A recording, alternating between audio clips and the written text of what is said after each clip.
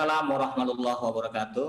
Kami ucapkan terima kasih Pak Dr. Andala yang telah memberi kata sambutan dan sekaligus juga membuka acara diskusi publik kita yang menghadirkan para pembicara yang pemerhati pariwisata, mulai dari akademisi, kemudian terlibat langsung dalam bisnis pariwisata di tingkat nasional dan internasional, dan juga terkait tentang peran media dalam hal membangun optimisme dunia pariwisata saat pandemi. Kita beruntung kedatangan kesediaan dari Bapak Ardiansah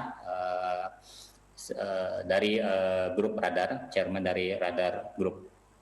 Baik, selanjutnya kita langsung ke narasumber yang pertama, yaitu Ibu Dr. Tina.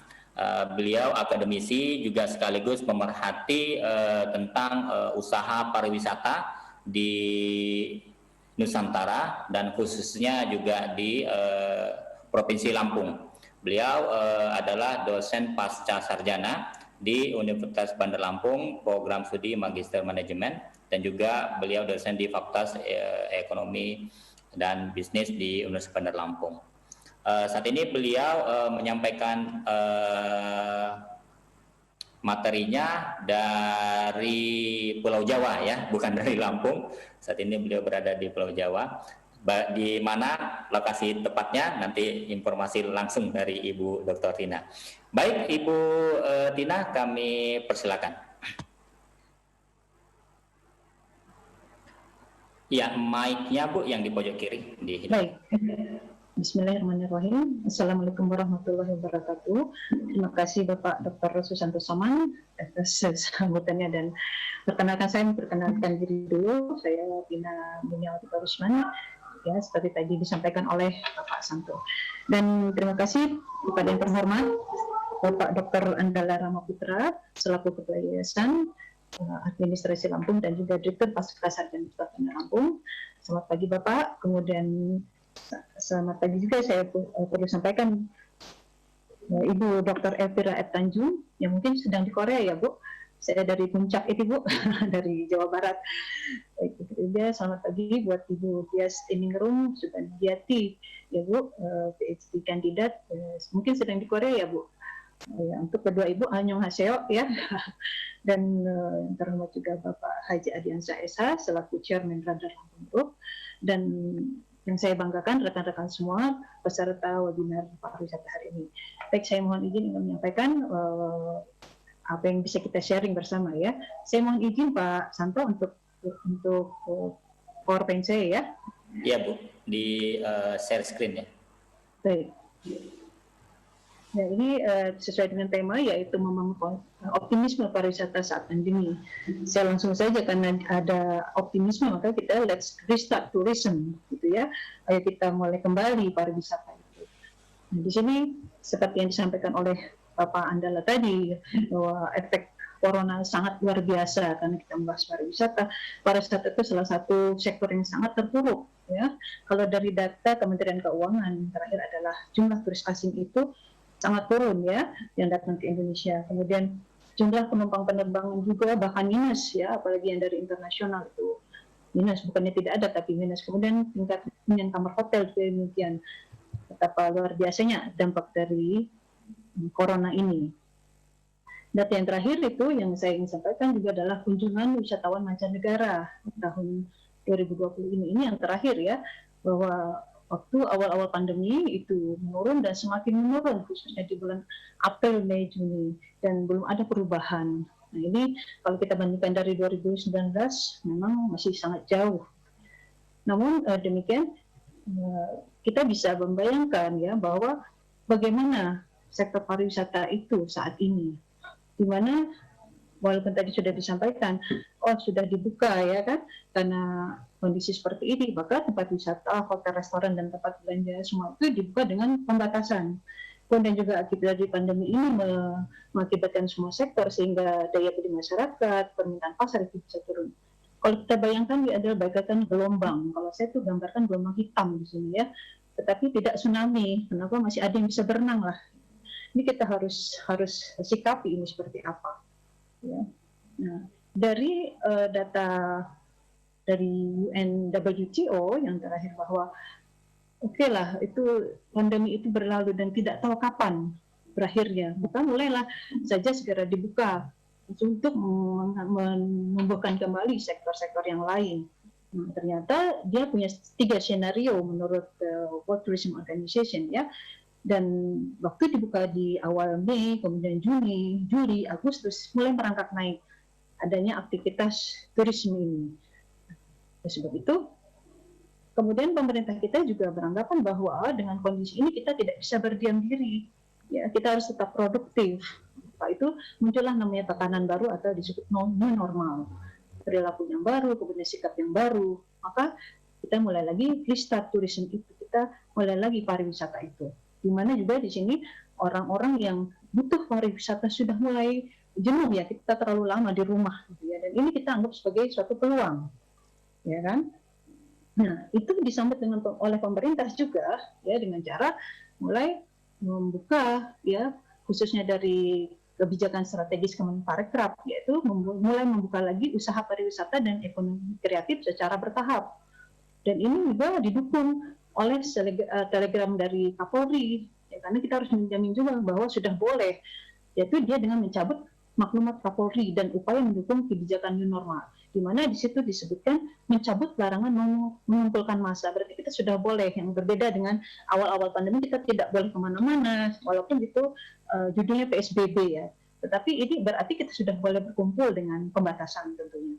Kemudian juga yang menggembirakan kita, pemerintah menyiapkan stimulus untuk itu, untuk membangkitkan pariwisata sebesar 3,8 triliun ya, yang akan dimulai nanti sebentar lagi bulan September, di mana dari stimulus itu 3,3 triliun digunakan sebagai kompensasi pajak hotel dan restoran. Kemudian juga 400 miliar untuk insentif tiket penerbangan domestik ke 10 destinasi yang menjadi target utama kita, khususnya untuk wisatawan mancanegara. Kemudian 100 miliar untuk hibah ke berbagai daerah. Nah, untuk itu kita sudah mulai ada bayangan bahwa kita optimis di situ, ya. Namun kita harus tahu apa sih yang menjadi potensi kita. Sebenarnya di pariwisata ini sendiri banyak sekali dimensi yang bisa kita jodohkan sebagai pariwisata, ya karena umumnya pariwisata itu adalah kesenangan, ya, di mana kita punya kondisi alam jelas, kita punya pantai, ya, kita seperti Lampung itu banyak sekali pantainya, air terjun, pulau, danau, sungai dan lain-lain. Kemudian letak geografis, letak yang tinggi, dataran rendah dan lain-lain itu juga bisa kita gunakan untuk pariwisata. Kegiatan agama, ya kan, kita ada 6 agama di mana masing-masing punya kegiatan yang menarik ya, yang mendorong orang untuk berpindah untuk menjadi hiburan mereka. Kemudian spiritual juga, budaya dan sejarah. Yang penting lagi adalah kuliner ya, di mana hampir semua orang suka yang namanya makanan enak, makanan ini dan sebagainya. Kemudian ikon itu bisa kita jadikan juga patung, kemudian landmark ya, bahkan orang jauh-jauh datang hanya untuk melihat Menara Eiffel seperti itu ya. Kemudian transportasi ya, di mana di situ ya belum tentu semua orang pernah coba perahu, maka kita bisa jadikan perahu itu ya sebagai potensi pariwisata kita. Kemudian shopping ya, hampir semua orang suka shopping, ini bukan hanya ibu-ibu saja, bapak-bapak juga suka. Kemudian teknologi dan ilmu pengetahuan ya, di mana perkembangan teknologi itu menjadi menarik, membuat orang jadi berkunjung ya. Kemudian orang atau kelompok acuan, seperti misalkan di Korea, itu ibu-ibu yang ada di Korea sudah tahu orang Indonesia datang khusus untuk melihat BTS, padahal belum tentu ketemu orangnya, tapi itu bisa menarik orang untuk datang. Kemudian MICE ya, meeting, insentif, conference dan exhibition, itu bisa membuat orang datang. Ini kita punya semua potensi itu bahkan dan lain-lain. Seperti kalau saya gambarkan seperti ini, waktu sebelum pandemi, ya kan? Namun setelah ada pandemi ini, seperti tadi kita mulai dengan tatanan baru, ya kita harus tahu dulu, ya kan, pandemi ini bagaimana. Hasil dari Marketplace Tourism yang melakukan survei, dia menunjukkan bahwa ya turis atau wisatawan akan tetap melakukan perjalanan kalau pandemi ini bisa dikendalikan. Berarti kita satu punya keyakinan ini dulu. Oh, ternyata orang-orang masih mau jalan walaupun dalam kondisi pandemi ini yang katanya malah makin parah, tapi tetap keinginan untuk berwisata itu masih tetap tinggi gitu ya. Kemudian kita ingin tahu juga ya, dari Marketplace Tourism ini juga hasil surveinya mintakan apa yang mereka inginkan gitu ya. ternyata wisata kuliner atau food tourism ya menjadi pilihan utama mereka di saat sekarang ini. Kemudian baru melihat wisata alam, wisata marin atau bahari dan lain-lain. Kemudian untuk penelitian lagi ya dari Mapers juga, apa yang akan mereka lakukan ya, artinya wisatawan akan lakukan setelah pandemi ini berakhir. Yang paling utama adalah mengenai kesehatan dan keamanan.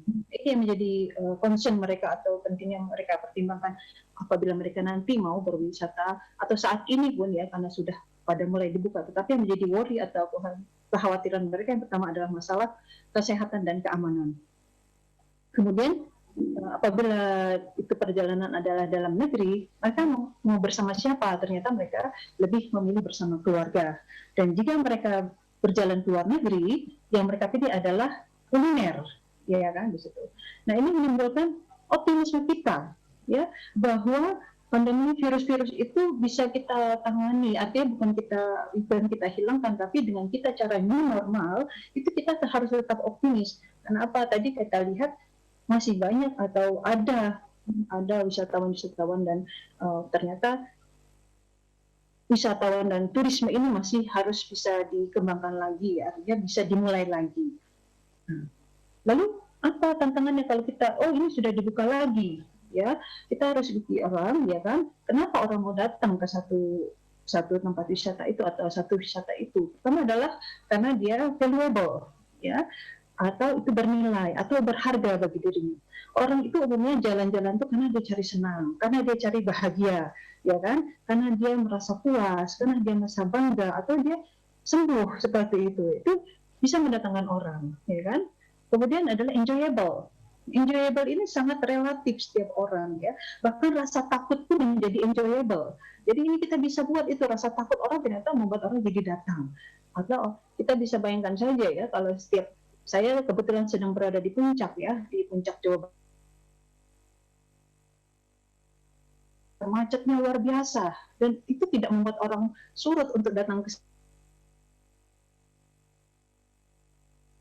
yang menjadi tantangan kita adalah bagaimana membuat wisata itu memorable, bisa dikenang, ya kan? Dan terakhir ini yang sedang hit saat ini ya, semua orang maunya itu disebar luaskan, shareable. Ya, istilahnya sekarang bagaimana mencari konten supaya bisa disebarluaskan. Bahkan makanan pun waktu saat dipesan dipoto dulu untuk disebarluaskan baru dimakan. Nah ini yang tantangan kita bagaimana kita membuat empat elemen ini menurut saya agar orang-orang itu mau datang berkunjung dan yang bisa kita tawarkan kepada mereka di saat new normal ini. Kemudian dari elemen-elemen pariwisata itu ya dan bagaimana dengan adaptasinya, yang pertama adalah accessibility. Tentunya agar orang itu mau datang, ini sebelum pandemi pun accessibility, amenity, dan attraction itu elemen ini harus ada. Bahwa untuk tempat atau tempat destinasi suatu wisata harus ada sarana dan infrastruktur yang memadai. Contohnya harus ada jalan di situ, ada jembatan di situ, supaya orang bisa menuju ke situ. Kemudian amenity, ya. Harus ada fasilitas pendukung bila orang itu ingin beristirahat seperti itu. Dan orang sering bertanya kepada saya, kamu datang dong ke Lampung, saya seperti itu. Kamu datang dong ke sini. Selalu mereka tanyakan, di sana ada apa? Terus saya mau ngapain? Nah itu attraction, ya kan? Ini yang elemen-elemen utama. Namun setelah new normal, ya kan, yang seperti tadi hasil penelitian ya dari Mapers tadi, safety menjadi concern yang utama juga. Di mana safety itu adalah bebas dari bahaya dan ancaman kejahatan dan kecelakaan. Ya jangan sampai orang tempat kita itu terkena karena jambretnya, karena begalnya seperti itu. Mereka itu harus aman, baru mereka mau datang. Kemudian healthy, ya bersih dan bebas penyakit. Artinya apa? Ya di sini mungkin di kita yang kriteria bersih itu relatif ya, tapi kalau orang wisatawan mancanegara bersih itu menjadi pertimbangan utama. Dan bebas penyakit bukan berarti tidak ada penyakit sama sekali, tapi setidaknya tidak ada penyakit menular seperti pada saat ini, gitu ya. Kemudian ancillary ini menjadi penting, yaitu layanan tambahan, ya sangat dibutuhkan sumber informasi untuk turis. Bila mereka sampai di sana, mereka tidak kebingungan, mereka tidak tersesat, gitu ya. Dan pemandu wisata di sana, atau ada kebutuhan-kebutuhan yang lain di luar schedule mereka, ya kan, yang bisa kita bantu. Nah ini bisa dilakukan oleh pemerintah setempat. Kemudian juga di era ini ya, karena situasi yang belum pasti bahwa pandemi ini akan berakhir, maka kita perlu yang namanya flexibility, yaitu luas ya, yang kita dapat beradaptasi pada situasi khusus. Jadi tidak harus booking sekarang, datang sekarang, itu tidak lagi. Orang-orang tidak mau seperti itu. Dan yang terakhir adalah environment, di mana kita harus jaga bersama-sama. Jangan sampai orang yang datang ke kita itu malah menyampah, malah merusak. Nah, ini yang menjadi pertimbangan. Bahkan sebelum pandemi pun ya tersiar viral bahwa turis-turis Inggris nggak mau lagi datang ke Bali. Kenapa? Karena sudah rusak, sudah kotor pantainya. Ini yang menjadi perhatian kita bersama. Ini yang kita harus adaptasi di new normal ini menurut saya. Nah, apa yang bisa kita lakukan? Contoh-contohnya, ini saya beberapa ya, di pantai. Ya, kita karena dari sini salah satu syarat new normal adalah jaga jarak. Jelas di pantai bisa jaga jarak, ya kan? Kemudian bersepeda di alam luar, ya kan? Kemudian camping. Nah, sini camping glamping ya, seorang tidak mau lagi susah-susah untuk camping. Tapi dia mau camping itu mau glamor, mau enak. Nah, di sini camping bisa bawa toilet portable di situ ya, kita bisa sediakan. Kemudian hiking, kemudian juga ultra wisata dan air terjun seperti itu.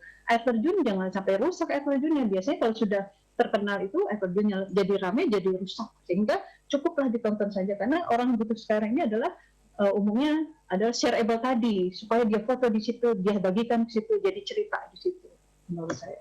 Dan kemudian food ya, kuliner ya tadi yang menjadi sasaran orang sekarang, di mana orang tuh pada dasarnya senang makanan enak, apapun modelnya ya, apalagi Nusantaranya luar biasa macam-macamnya ya.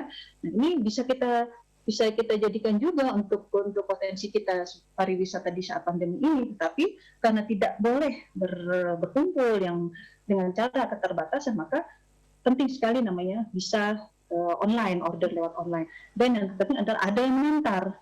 Yang mengantar itu mungkin kita tidak hanya di kota ya, tetapi juga bagaimana mengantar itu bisa mengantar ke daerah-daerah tadi seperti alam tadi. Ini yang menjadi pertimbangan kita, bahwa kita semakin optimis walaupun ini kita bisa semua, saya rasa seperti itu. Nah, lalu bagaimana strategi dan implementasinya? Ya kan, dengan optimisme itu apa yang harus kita lakukan ya? Pertama saya kira adalah manajemen destinasi, di mana di sini harus ada yang memimpin, harus ada yang mengelola, ya. Mengelola, kemudian mengarahkan, kemudian juga mengkomunikasikan, itu harus ada. Baik untuk skala lokal, skala kecil, skala menengah, dan skala besar, harus ada itu di situ supaya itu terarah, ya, kemana ini wisata ini mau dibawa. Kemudian yang paling penting lagi itu adalah siapa yang mau datang. Kita tentukan target wisatawannya. Apakah dia keluarga, apakah dia adalah orang yang antusias untuk wisatawan, ataukah dia komunitas, karena kan di tren tuh ya namanya komunitas sepeda, komunitas off-road, komunitas ibu-ibu arisan bahkan ya kan, kemudian komunitas pengajian dan sebagainya. Apakah itu menjadi target kita? Ataupun dari government, pusat pemerintahan. Kemudian di era sekarang, digitalisasi. Nah, ini menjadi suatu keniscayaan yang harus ya saya rasa, karena orang sekarang mudah dengan digitalisasi ini kita bisa gampang produksi, bisa kita distribusikan lebih mudah dengan cara dalam satu platform digital. Ya, jadi orang dengan melihat layar handphone saja, orang bisa dapat macam-macam di situ. Dan kita tidak repot di situ. Gitu. Dan ini sudah eranya begitu, karena tadi pandemi mengajarkan kita begitu, gitu ya. Jangan kemudian tentunya untuk supaya bisa orang datang seperti tadi ya, kita ciptakan kreasi dan inovasi. Jadi tidak itu saja, harus ada yang berbeda, harus ada yang nilai tambahnya ya. Seperti tadi camping bukan hanya camping biasa, tapi glamping orang tuh mau karena itu lebih valuable ya. Tentu saja kita tidak bisa bekerja sendiri ya. Misalkan dia UMKM tidak akan didatangi orang untuk beli kalau dia cuma sendiri. Itu kalau kita berbanding, misalkan mulai dari perjalanannya, hotelnya, atau tempat menginapnya, kemudian makanannya, kemudian apa yang ditawarkan oleh UMKM, itu bisa dilakukan aliansi atau kerjasama, sehingga bisa semuanya itu saling mendukung. Nah, yang paling penting adalah kampanye dan promosi pariwisata. Kampanyenya adalah bagaimana kita mencari dukungan. Dukungan itu adalah dari semua pihak, karena dengan bangkitnya pariwisata itu yang berdampak positif yang terdampak positif adalah semua sektor. Jadi maka kita harus kampanyekan sehingga orang-orang itu mau semuanya bangkit bersama-sama. Dan berikutnya adalah promosi pariwisata ini tentu saja kita memperkenalkan yang baru gitu ya. Kita bisa mengingatkan kembali ini masih ada loh, masih tumbuh loh, masih hidup loh. Oke. Karena orang beranggapan bahwa dengan pandemi ini semua pada mati, restoran mati, hotel mati seperti itu. Ini kita perlu promosikan lagi. Kemudian juga kita ajak mereka untuk bersama-sama membangkitkan kembali pariwisata. Jadi saya kira itu Pak Santo, terima kasih yang saya sampaikan. Ya, terima kasih Ibu telah menyampaikan beragam hal terkait tentang bagaimana membangun optimisme dunia usaha pariwisata saat pandemi saat ini. Berikutnya, ini ada beberapa pertanyaan Bu Tina, tapi kita simpan dulu ya. Kita persilakan kepada Ibu Dias Triningrum di Korea Selatan untuk menyampaikan terkait tentang pembahasan membangun optimisme pariwisata saat pandemi sekarang ini. Kami persilakan Ibu Dias. Ya, terima kasih. Bismillahirrahmanirrahim. Assalamualaikum warahmatullahi wabarakatuh. Waalaikumsalam warahmatullahi wabarakatuh. Salam dari Korea Selatan. Kebetulan saya tinggal di Seoul, di daerah pariwisata juga, di daerah Itaewon. Kalau pernah melihat drama seri Itaewon Class, nah di situ saya tinggal. Dan di daerah situ juga terdapat banyak wisata kuliner dari beberapa negara, termasuk juga Central Mosque, jadi masjid utama di Korea Selatan itu letaknya di Itaewon. Saya akan mencoba memaparkan tentang dunia pariwisata di Korea Selatan karena kalau untuk yang Indonesia saya terus terang tidak begitu menguasai karena saya sudah tinggal di Korea Selatan sekitar 12 tahun ya, dari tahun 2008. Awal mulanya ketika itu saya mengambil PhD di bidang bahasa dan budaya Korea di daerah Busan. Jadi ada kota seperti Surabaya, jadi kota pelabuhan di sana. Nah setelah itu tapi hanya sampai belum selesai menulis, kemudian akhirnya saya putuskan untuk tidak meninggalkan Korea dan membuka travel agent, tapi khusus untuk haji dan umroh dari Korea Selatan.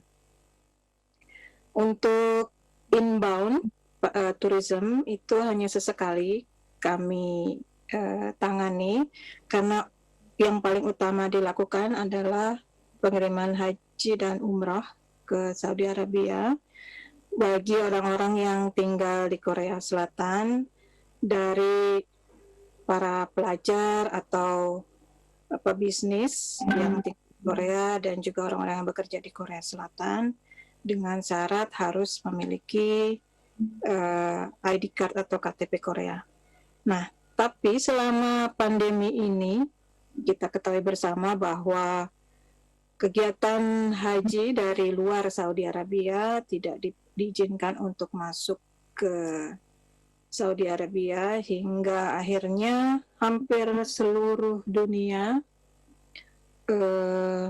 mengalami kesulitan di dalam hal pengiriman haji. Selain itu juga pariwisata outbound dan inbound juga mengalami masalah ya, karena tidak semua bandara pada saat tinggi-tingginya pandemi itu tidak diizinkan untuk masuk ke wilayah airport atau negara lain. Termasuk di Korea Selatan masih boleh masuk, tapi orang-orang yang masuk dari Korea Selatan kalau tidak memiliki ID card atau KTP Korea, mereka harus dikarantina selama 2 minggu atau 14 hari di tempat yang disediakan oleh pemerintah Korea dengan biaya sendiri. 1 hari itu biayanya sekitar 150.000 won. Kalau dikali 14 hari jadi 1.850.000 won, itu sekitar 25.900.000, jadi sekitar 26 juta rupiah. Itu karantina selama 14 hari. Jadi masih diizinkan masuk untuk turis-turis asing. Tetapi karena jadi biayanya menjadi 2 atau 3 kali lipat karena harus menjalani karantina ini, akhirnya banyak turis yang tidak masuk ke Korea Selatan. Kebetulan saya menangani 3 travel agent. Jadi 3 travel agent ini sekarang ini ketiga-tiganya pasif ya, tidak ada kegiatan apapun. Jadi hanya mengandalkan pada restoran. Jadi saya juga menangani 2 restoran Indonesia, yang satu di daerah Seoul, di daerah Itaewon, dan satu lagi di luar Seoul, di Ansan. Itu meskipun masih buka, tapi juga mengalami penurunan. Nah, kebetulan biasanya yang menjadi customer di restoran-restoran Indonesia itu kebanyakan orang-orang Indonesia, Malaysia, Brunei, Singapura, jadi orang-orang Melayu ya yang masih makan makanan Melayu. Tapi karena ada pandemi ini, turis-turis dari luar Korea tidak banyak yang masuk, bahkan mungkin hampir mendekati 1% gitu yang masuk ke Korea. Akhirnya hanya orang-orang Korea yang akan ke restoran-restoran Indonesia. Di samping juga para TKI yang bekerja di Korea, tetapi mereka hanya bisa wisata kuliner di rumah makan Indonesia itu pada saat weekend atau pada saat mulai hari Jumat malam, Sabtu, Minggu. Karena setiap hari Senin sampai Jumat mereka harus bekerja. Nah, untuk inbound tourism atau wisata domestik itu masih diizinkan, tapi untuk rombongan tidak boleh lebih dari 50 orang. Nah, kebetulan meskipun di Korea Selatan itu tidak ada larangan atau tidak ditutupnya daerah wisata, tetapi setiap individu di Korea Selatan, khususnya orang-orang Korea, asli Korea, mereka itu sangat aware dengan kesehatan, jadi mereka memilih untuk waspada untuk tidak banyak mengunjungi daerah-daerah wisata, terutama pada saat Korea pada peringkat kedua setelah Cina untuk banyaknya coronavirus kasus coronavirus yang ada di Korea. Nah, setelah mulai menurun, jadi waktu itu Korea pernah sampai kasus aktifnya tinggal 600. Tapi sekarang sudah mulai naik lagi jadi sekitar 3.900. Mulai untuk wisata religi sudah mulai ditutup lagi. Dulu waktu masih sudah 600 aktif coronavirusnya, sudah mulai dibuka untuk masjid-masjid musola dan tempat peribadatan. Kebetulan Indonesia, orang-orang Indonesia, khususnya para TKI yang ada di Indonesia ini, membuat masjid dan musola di seluruh Korea itu ada sekitar 58. Jadi yang membangun itu masyarakat Indonesia yang ada di Korea. Nah, untuk yang wisata religi yang paling utama itu ada di Itaewon, ada sentral masjid itu di Itaewon.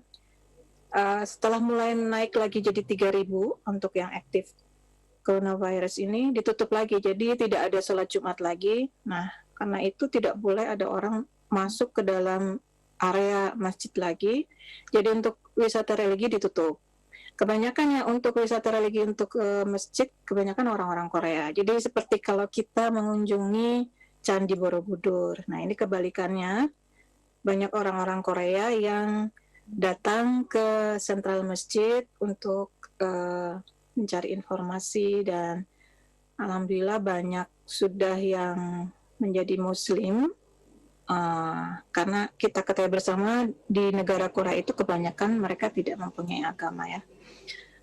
Tetapi setelah 3.900 virus corona ini naik lagi, jadi ditutup, mereka tidak bisa masuk. Akhirnya mereka, orang-orang Korea, jadi penduduk-penduduk asli Korea yang ingin melakukan wisata, khususnya untuk wisata kuliner, mereka datang ke halal restoran yang ada di Itaewon. Itu mereka selain untuk menikmati makanan orang-orang dari negara Islam seperti masakan Turki, India, Arab, Indonesia, itu mereka juga mencari informasi tentang budaya setempat yang menyediakan kuliner itu. Juga mereka mencari informasi tentang agama Islam. Itu yang bagus dari orang-orang Korea. Nah, untuk pemerintah Korea, mereka tidak menutup area wisata dimanapun, jadi masih diizinkan dari dulu. Bahkan untuk pesawat-pesawat domestik, misalnya dari daerah Seoul ke Pulau Jeju, jadi Pulau Jeju itu pulau wisata buatan ya, mereka membuat ingin membuat daerah seperti Bali, tapi masih alami daerah Bali. Nah, namun demikian Pulau Jeju itu adalah pulau andalan untuk wisata, meskipun dari luar Korea pun mereka pergi ke Pulau Jeju. Nah, ini untuk tiket pesawat domestik yang dulu biasanya sekitar 60.000 won atau 75.000 won, bahkan sampai 150.000 won sekali jalan. Itu sekitar 750.000 rupiah sampai 1 juta rupiah. Itu sekarang dipotong harga, banting harga sampai sekitar 20.000 won atau sekitar 250.000 rupiah. Itu dalam rangka untuk menarik wisatawan untuk bisa mengunjungi daerah Pulau Jeju. Demikian pula dilakukan untuk daerah-daerah wisata yang lain. Bahkan saya dengar untuk beberapa tempat mereka melakukan free entrance. Jadi untuk masuk ke dalam daerah wisata itu tidak dipungut bayaran. Namun demikian untuk orang-orang Korea, mereka masih waspada dan hati-hati untuk tidak banyak keluar atau berkumpul dengan banyak orang. Kalaupun mereka akan berkumpul, dengan sendirinya mereka itu tidak mau lebih dari 50 orang. Jadi meskipun mereka pergi ke daerah pedesaan untuk wisata, mereka tetap menggunakan masker dan selalu dimanapun tersedia hand sanitizer ya. Jadi untuk bisa melindungi diri dari virus ini. Nah, perbedaannya dengan di Indonesia, kalau saya lihat, mungkin ada anggapan bahwa orang-orang di daerah desa yang bukan perkotaan itu tidak ada virus corona. Sebetulnya itu tidak betul ya, kalau menurut saya dimanapun ada virus corona. Oleh karena itu banyak orang-orang di luar kota yang di daerah Indonesia banyak yang tidak menggunakan masker. Tetapi di Korea itu siapapun mereka mengenakan masker kemanapun pergi. Bahkan kalau misalnya ada orang tidak mengenakan masker pun, orang biasa menegur orang lain yang tidak mengenakan masker. Oleh karena itu, di Korea kesadaran akan kewaspadaan terhadap virus corona ini sangat tinggi. Jadi virus corona bisa ditekan ya. Jadi tidak melonjak seperti sekarang di negara-negara yang lain, seperti di Amerika. Karena ternyata mungkin di Amerika mereka punya anggapan bahwa virus corona ini adalah konspirasi, jadi tidak ada. Tapi setelah kejadian banyak yang meninggal, baru mereka menyadarinya. Nah, untuk di Korea, mereka dari awal mula ada coronavirus ini, mereka percaya bahwa itu benar-benar ada. Jadi sudah dengan sangat ketat setiap individu untuk menjaga diri. Nah, untuk daerah-daerah wisata di Korea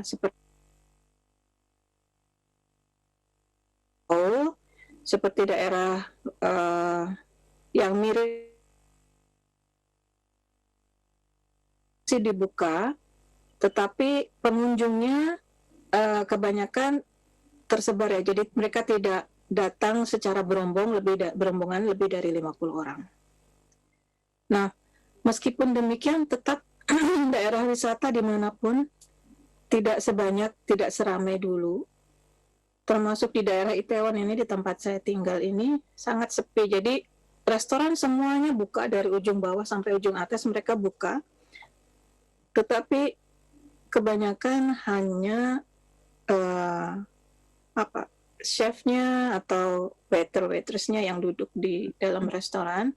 Dan kebetulan restoran yang saya kelola ini justru sekarang yang banyak datang adalah orang-orang Korea. Dan mereka duduknya tersebar ya, jadi tidak mau bersebelahan dengan meja lain. Jadi mereka otomatis dengan sendirinya memilih tempat yang jauh, jadi tidak mau bersebelahan dengan pengunjung lain. Dan mereka otomatis karena makan mereka buka maskernya. Dan di semua pertokoan atau mall itu mereka punya kewajiban untuk ada tulisan bagi yang akan memasuki area ini harus memakai masker. Termasuk juga perbankan mereka menulis di depan yang tidak memakai masker dilarang masuk. Termasuk juga di kendaraan transportasi umum seperti subway, bis, mereka menyediakan di terminal, di stasiun hand sanitizer untuk digunakan siapapun secara gratis, dan juga diberi tulisan yang tidak menggunakan masker tidak diizinkan untuk naik kendaraan atau naik ke subway. Nah, itu beberapa upaya untuk mencegah meningkatnya coronavirus, tetapi tetap orang-orang bisa melakukan aktivitas seperti biasanya untuk berwisata ataupun pergi kemanapun. Nah, untuk tiketing, untuk sementara ini sama sekali tidak ada orang yang membeli tiket ke luar negeri, kecuali kalau mereka memang mau mudik. Tetapi kebanyakan mereka yang mudik pun masih berpikir 2 kali, karena kalau misalnya pergi ke Indonesia pun, orang yang harus kembali dari luar Indonesia, masuk Indonesia harus karantina 2 minggu. Nanti kalau kembali lagi ke Korea harus karantina lagi 2 minggu. Jadi sudah menghabiskan waktu. Maka dari itu kebanyakan orang-orang yang cuti atau yang mudik itu mereka memutuskan untuk tidak melakukannya, kecuali kalau memang harus pulang for good ya, jadi pulang ke Indonesia untuk selamanya, mereka baru bisa melitik keluar. Tapi untuk tiket inbound untuk di dalam Korea mulai meningkat, tetapi banyak adanya pemotongan harga atau diskon ya untuk banting harga supaya banyak orang yang pergi untuk berwisata. Nah, saya kira itu sedikit ulasan dari saya untuk berbagi cerita dari Korea Selatan mengenai pariwisata di Korea Selatan selama pandemi coronavirus. Terima kasih. Assalamualaikum warahmatullahi wabarakatuh. Waalaikumsalam warahmatullahi wabarakatuh. Terima kasih Ibu Dias yang telah berbagi pengalaman, karena beliau ini cukup lama ya di Korea Selatan, jadi kita mendapat gambaran secara penuh bagaimana kondisi di Korea Selatan terkait tentang pariwisata dan macam lainnya, karena beliau juga pengusaha di bidang pariwisata, yaitu bisnis travel, Bu ya. Kemudian terima kasih Bu Dias. Kemudian kita undang, saya memanggilnya Bang Aca ya, Pak Ardianza. Beliau adalah Chairman Radar Lampung Group. Jadi beruntung sekali kita akan lihat pandangan beliau terkait tentang bagaimana strategi membangun optimisme bisnis pariwisata saat pandemi. Kami persilakan Pak Diansyah atau Bang Aca, waktunya dipersilakan. Makasih Mas Santo. Assalamualaikum warahmatullahi wabarakatuh. Waalaikumsalam. Mbak Tina, Mbak Dias, Bang Andala dan teman-teman semua yang saya hormati. Kita memang harus optimis ya. Tapi kan membangun optimisme itu juga harus mesti kita mengetahui indikator-indikatornya. Jangan sampai kita itu membangun sebuah optimisme nanti akan membuat kita frustasi. Ya.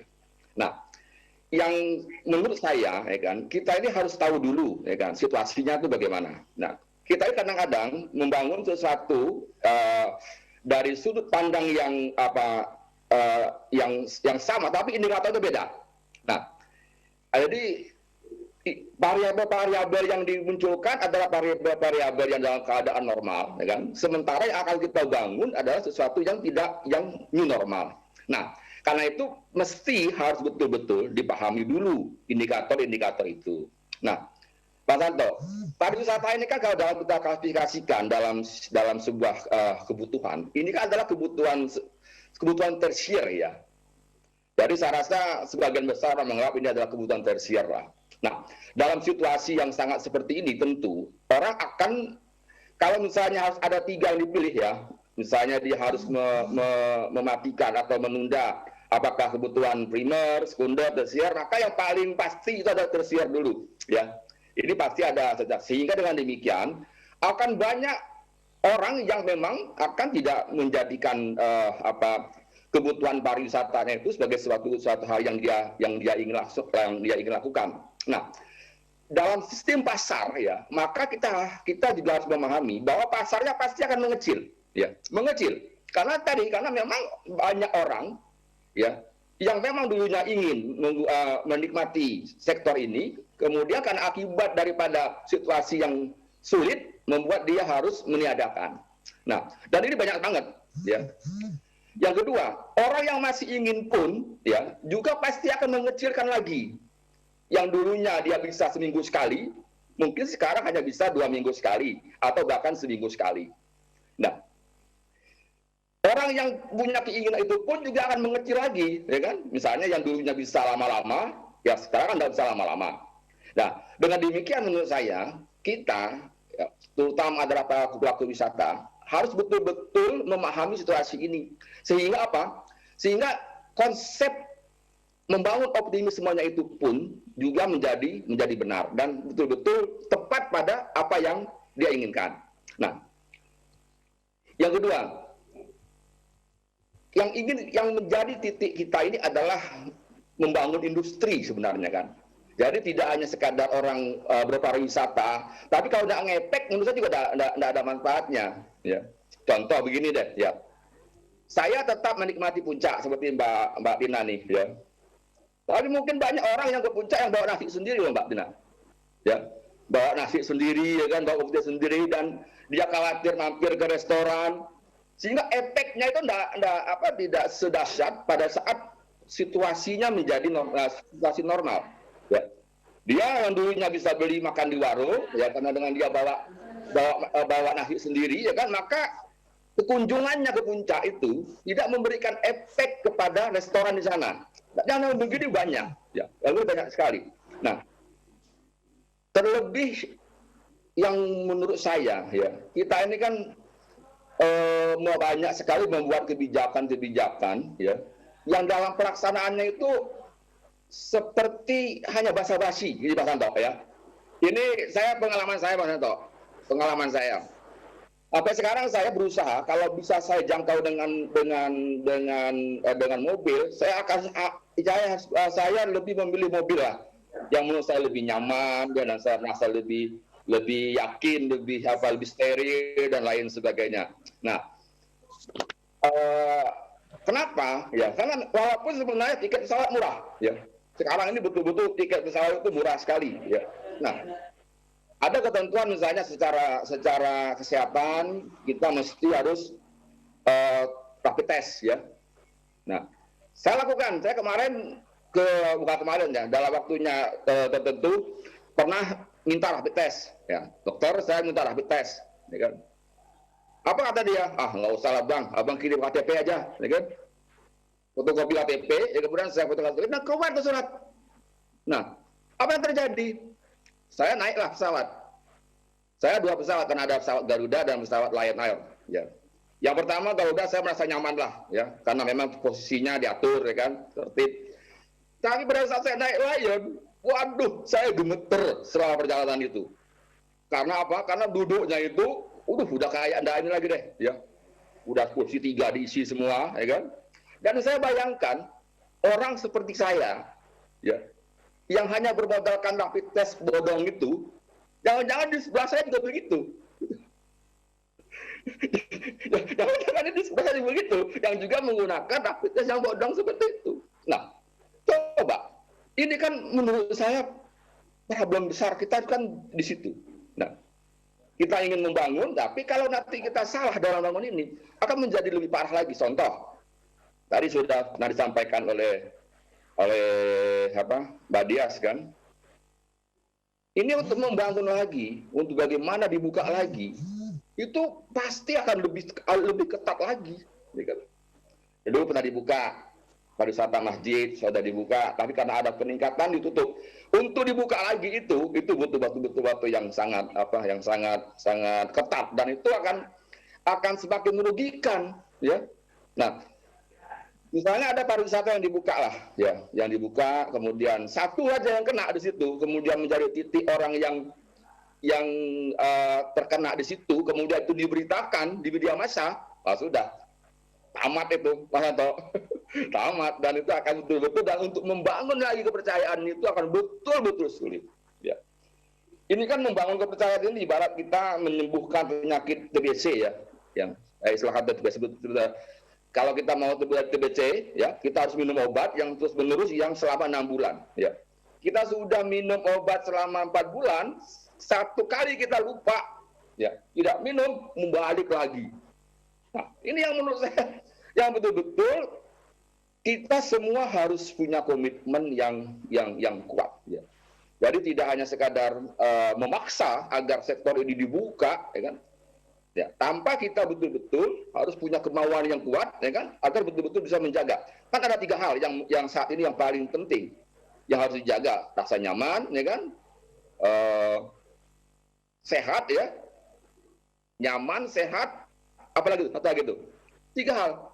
Kalau misalnya sudah nyaman, oke. Tapi kalau sudah sehat atau tidak yakin, orang tidak punya ada kekhawatiran, nah ini menurut saya juga akan sulit bagi kita untuk bisa membangun optimisme itu. Nah, sektor pariwisata ini kan sebenarnya memiliki efek ya, memiliki pendukung-pendukungnya, ya kan. Jadi kan orang mengatakan dengan merosotnya sektor pariwisata itu berimbas pada sektor-sektor lain, ya. Walaupun sebenarnya pendapat ini pun juga menurut saya juga bisa kita balik, ya kan. Terkenanya industri-industri lain, baik di bidang hotel, di bidang kuliner, di bidang apa itu juga berimbas pada sektor pariwisata. Itu menunjukkan bahwa ya, ini merupakan sebuah rangkaian yang tidak bisa dipisahkan. Artinya, untuk membenahi sektor pariwisata, ya, juga harus dibenahi juga sektor-sektor lain itu. Misalnya adalah sektor penerbangannya, ya, sektor penerbangan, sektor perhotelan. Nah, bagaimana perhotelan itu harus betul-betul menjamin, ya kan, agar kita betul-betul merasa nyaman, ya, merasa aman, ya. Nah, sehingga kalau variabel ini, ya, semuanya bisa kita bangun, ya, bisa kita bangun dan bisa meyakinkan, ya kan, maka optimisme itu akan ada. Nah, kalau satu saja, ya, kemudian yang tidak punya komitmen, ya, maka saya rasa sia-sia kita akan membangun sebuah optimisme, karena nantinya justru, ya, yang kita bangun itu roboh, dan robohnya akan semakin sulit lagi kita akan untuk membangunnya. Nah, Pak Tonto, Kan tadi sudah disebutkan ya, artinya akhirnya memang menjadi biaya tinggi ya, jadi biaya tinggi banget sekarang ini. Orang untuk menikmati sesuatu pariwisata itu sangat tinggi banget, apalagi untuk pariwisata luar negeri. Ini kan sesuatu yang sudah pasti sangat tidak mungkin. Kalau saya punya waktu satu bulan, libur 1 bulan, saya tadi Mbak Dias katakan ya di Korea, saya harus dikarantina 2 minggu ya di tempat kedatangan, pulang lagi di karantina lagi, maka waktu kita hanya habis untuk dikarantina. Nah, sehingga pasti tidak akan mungkin, ya kan, industri pariwisata seperti ini dikembangkan, walaupun ada mungkin tidak begitu banyak. Nah, saya rasa itu Bang Hato ya untuk bahan diskusi kita. Jadi intinya adalah bahwa kita memang mesti harus optimis ya, tetap iya. Tapi optimis kita itu harus betul-betul dibangun dengan melihat, ya kan, indikator-indikator yang ada, sehingga kita menjadi tepat ya. Kita tepat dalam membuat sebuah perencanaan ya. Kita tepat dalam membuat langkah ya. Kita tepat dalam memilih segmen ya. Nah, kalau saya sarankan ya, sektor pariwisata yang akan kita bangun sekarang ini mesti harus ditinjau dari sisi kualitatif ya. Jangan lagi kita bicara kuantitatif. Jangan lagi kita melihat bahwa sektor pariwisata itu diukur sukses apabila rame. Tidak itu lagi.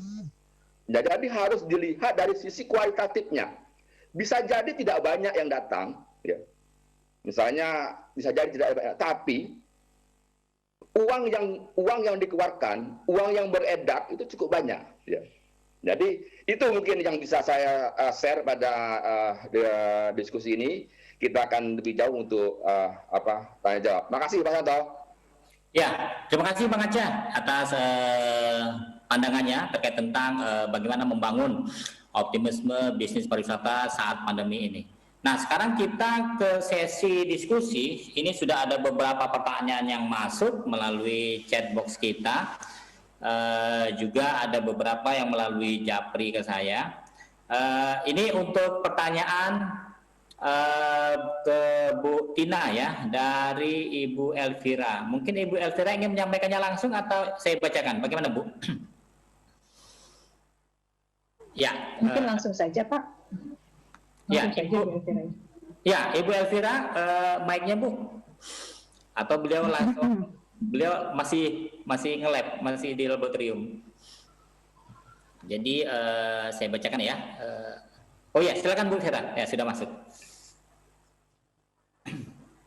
Saya ingin bertanya Bu, bagaimana menurut Ibu atas usaha pemerintah pusat dan daerah dalam penanganan COVID-19 di Indonesia?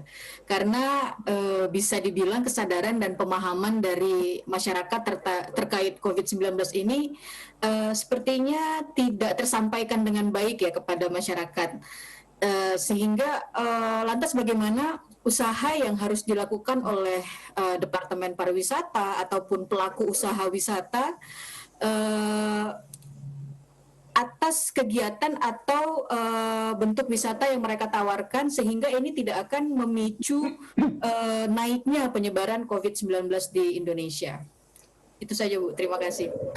Ya, ini dari Ibu Elvira untuk Ibu Tina, kemudian ada juga pertanyaan untuk Ibu Dias dari Pak Irsan. Sebelum dijawab oleh Ibu Tina, mungkin Pak Irsan ingin menyampaikan, Pak Irsan? Ya, silakan Pak. Supaya langsung. Mic-nya Pak di sebelah pojok kiri dihidupkan. Ya, silakan. Pertanyaannya, potensi wisata di Provinsi Lampung sangat banyak dan menakjubkan. Apa yang menjadi hambatan kurangnya turis asing yang mau berwisata ke Lampung dan bagaimana cara mengatasinya? Itu aja Pak, terima kasih. Ya, kemudian kalau konteksnya ke Ibu Dias, bagaimana kondisinya di Korea Selatan, Bu? Sehingga menjadi perbandingan kita di Indonesia, khususnya di Lampung. Ini terkait tentang konteksnya di Korea Selatan. Nanti Ibu Tina juga bisa menjawab, karena Ibu Tina lebih menguasai situasi dan kondisi di Provinsi Lampung. Kemudian untuk Pak Ardiansah, ini ada pertanyaan khusus Pak, disampaikan langsung ke chat pribadi saya. Ini mungkin dari penggemar Bang Aca di ICMI. Begini Bang Aca, bagaimana peran media massa? Karena kan terkait tadi tentang dunia pariwisata, bisnis pariwisata ini kan bisnis kepercayaan ya. Terkait tentang membangun kepercayaan itu sangat sulit. Tetapi ketika terbangun kepercayaan yang sudah cukup lama, dengan sangat mudahnya kepercayaan itu bisa rusak dengan satu momen saja. Dan ini peran media ini sangat sentral.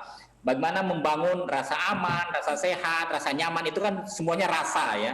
Dan media massa itu sangat sentral sekali dalam berkontribusi untuk membentuk opini publik terkait tentang situasi saat ini. Nah, bagaimana peran media massa khususnya radar ini, Bang Aca? Radar ini kan banyak ini ya, ada yang radar media cetak, media televisi, kemudian media online, dan ini sangat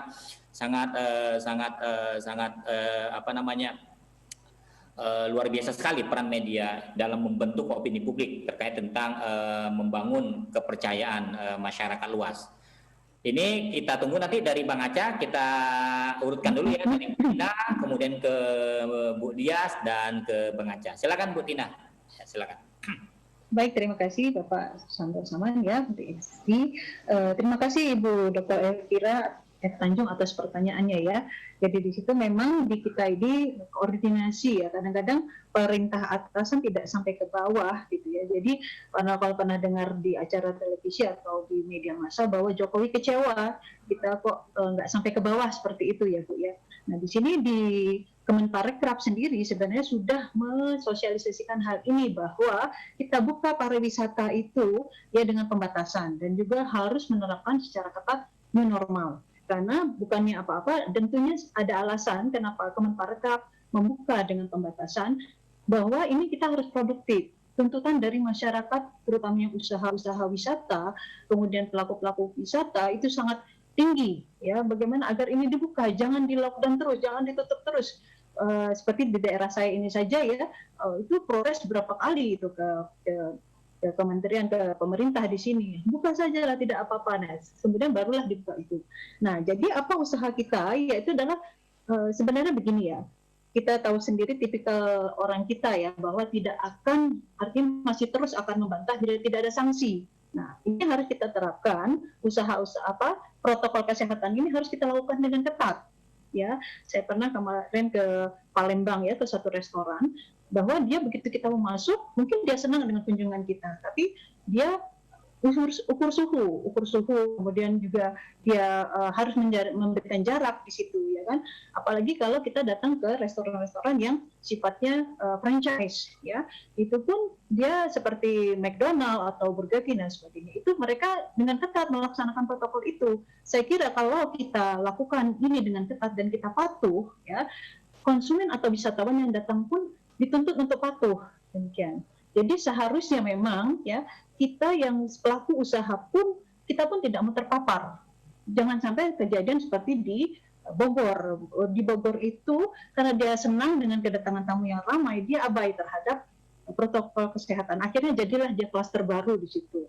Jadi pemiliknya kena, pelayannya kena, pengunjungnya kena, semua itu karena ternyata tidak ada protokol yang dia jalankan. Ini kalau kita menyadari itu selaku pelaku wisata itu kita ya saya kira itu bisa lebih aman gitu ya, lebih mengurangi dampak dari COVID ini.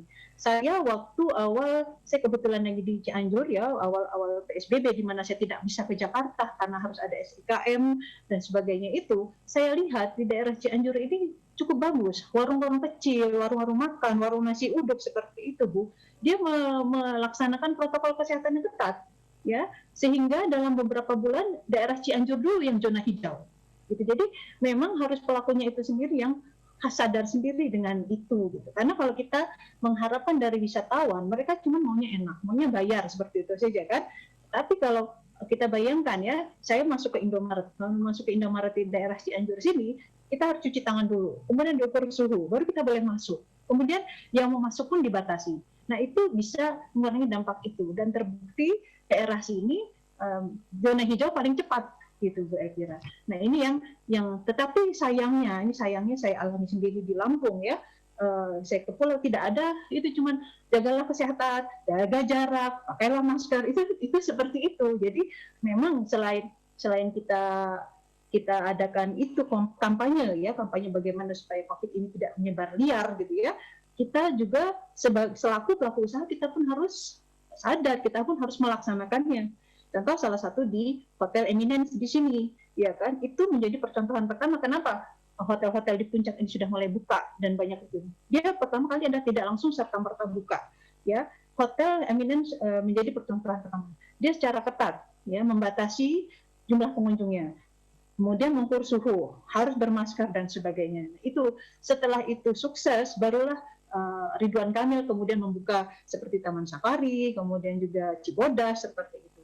Nah ini ternyata arus turis dari Jakarta itu luar biasa banyak.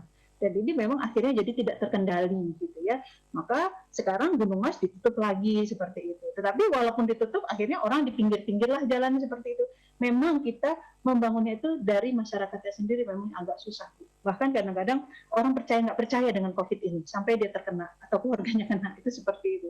Nah mungkin ya kampanye kita yang kurang, kemudian juga akibat-akibatnya itu ya. Jadi memang kita hanya tahu dari, bahkan sekarang kalau dulu di awal-awal pandemi kita deg-degan gitu, kita tunggu beritanya dari Pak Yuri itu berapa sih sekarang orang sudah cuek, sudah apaan sih COVID gitu kan, COVID hanya bohongan gitu kan. Nah itu seperti itu, dia yang nggak normal gitu, kita mah normalnya seperti itu Bu ya. Jadi memang kalau kita pelaku wisata ya justru kita menjadi ya, kita memberikan edukasi, kita membangkitkan kesadaran, dan kita harus concern, kita harus komitmen dengan protokol kesehatan ini, karena efeknya ke kita juga, dan kita pun tidak ingin misalkan tempat wisata kita itu jadi klaster baru tersebar di mana-mana. Oh si perusahaan ini menjadi klaster, tentunya kita juga jaga nama baik kita, jangan mau seperti itu seperti itu. Jadi memang usaha pemerintah harus terus-menerus, khususnya karena rakyat Indonesia ini beragam dan tersebar luas, pelaku usahanya juga macam-macam gitu ya.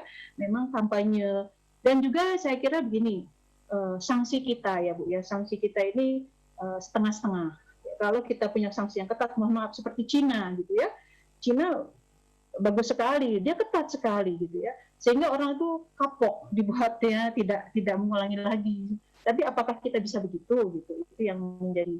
Jadi menurut saya kita tetap kampanye, kita melakukan sendiri, kita mengedukasi wisatawan, dan juga harus didukung dengan sanksi. Terima kasih Pak Santo. Kemudian ke Ibu Dias, silakan Bu. Ya, terima kasih atas pertanyaannya pada Pak Irsan yang menanyakan bagaimana caranya bisa mengundang turis asing ke Lampung. Kalau dibandingkan dengan Korea, jadi Korea itu sekarang ini ya sudah selama 10 tahun terakhir ini bersaing dengan Jepang untuk mengambil perhatian dari dunia. Jadi ujung tombaknya Korea itu senjatanya adalah melalui budaya. Budayanya adalah budaya K-pop. Budaya K-pop itu di-share ke seluruh dunia dalam rangka untuk bisa menarik wisatawan ke Korea. Jadi budaya K-pop itu bisa dari grup-grup nyanyi ataupun drama, film Korea.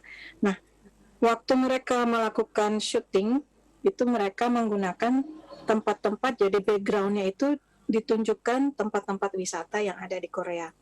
Karena seluruh dunia menyaksikan film drama Korea itu, mereka bisa melihat daerah-daerah wisata yang menjadi background di dalam drama itu. Akhirnya mereka penasaran untuk datang ke Korea. Nah, di saat mereka datang ke Korea, di Korea memang sudah disediakan tulisan-tulisan bahwa tempat ini pernah dilakukan syuting drama ini, syuting drama itu, syuting film ini. Jadi membuat wisatawan bisa datang ke sana sesuai dengan yang mereka lihat di dalam drama film itu. Kalau untuk Lampung, mungkin wisata gajahnya itu bisa menjadi ujung tombaknya Lampung. seperti Thailand, mereka itu melakukan brandingnya dengan gajah juga.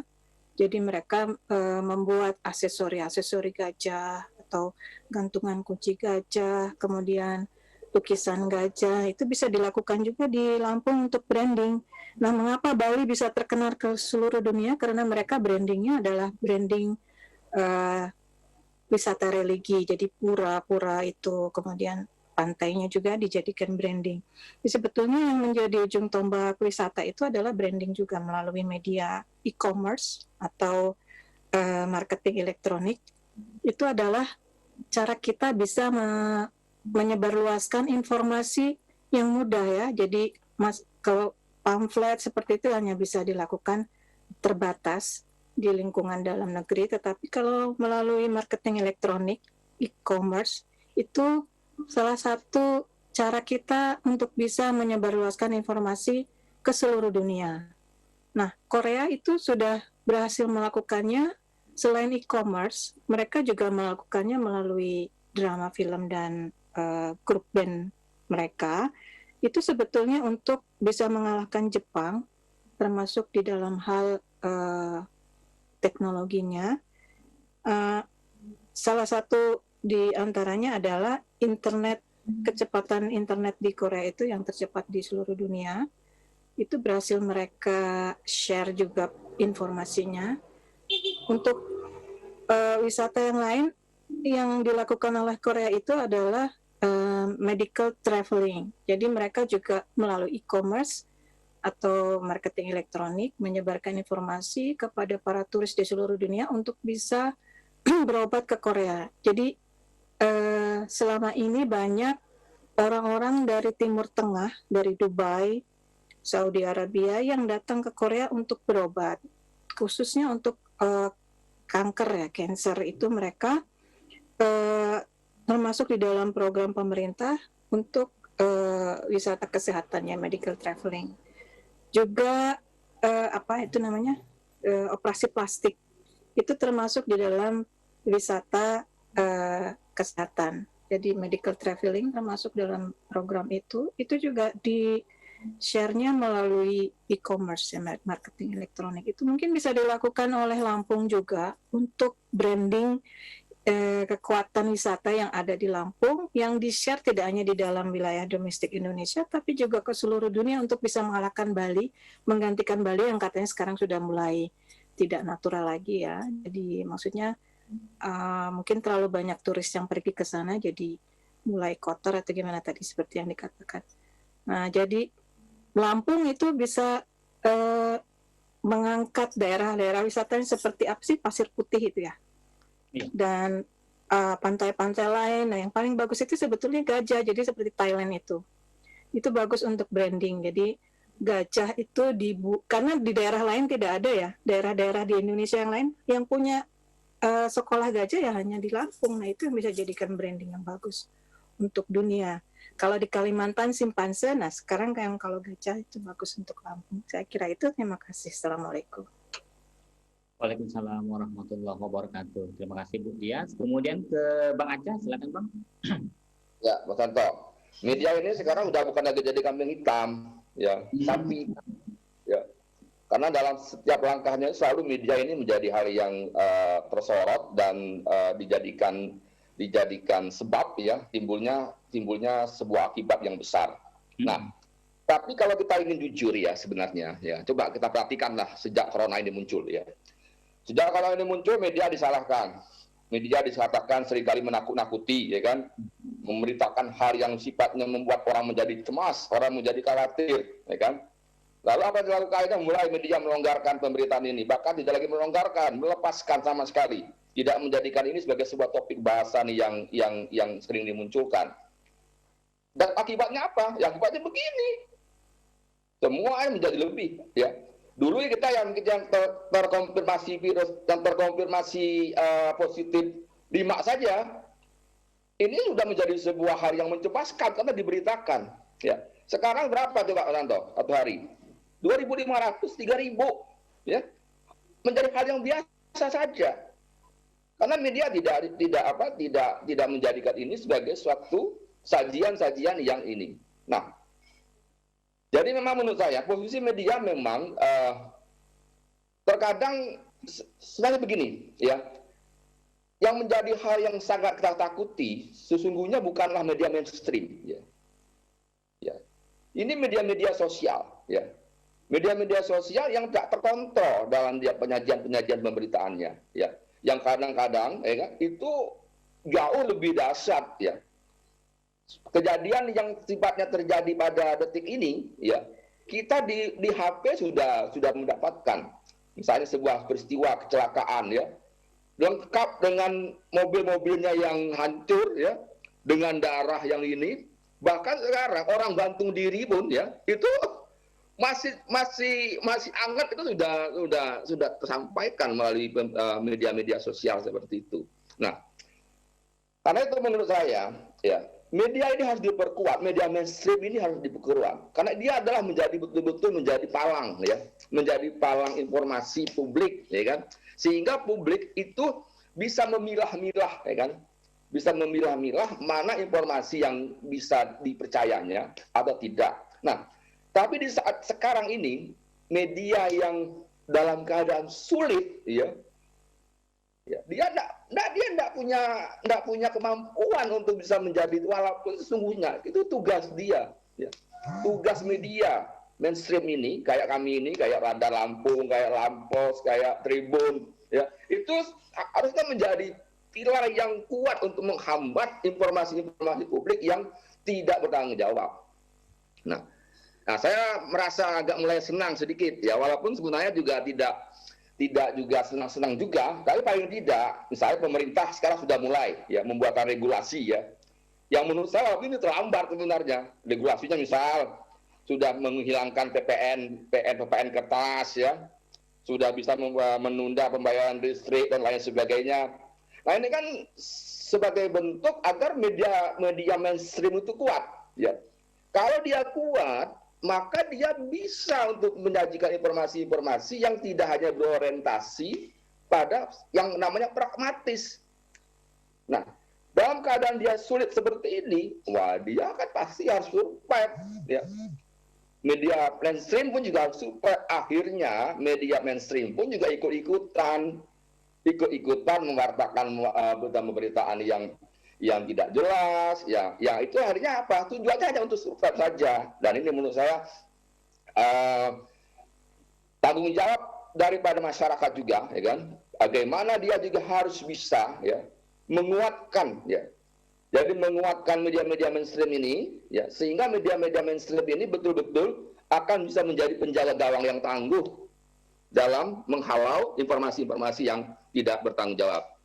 Nah, itu Mas Yanto, saya rasa. Jadi yang bagaimana perspektif kami dari media ya dalam melihat masalah corona ini ya, yang menurut saya ya kan, seharusnya ya media ini justru ya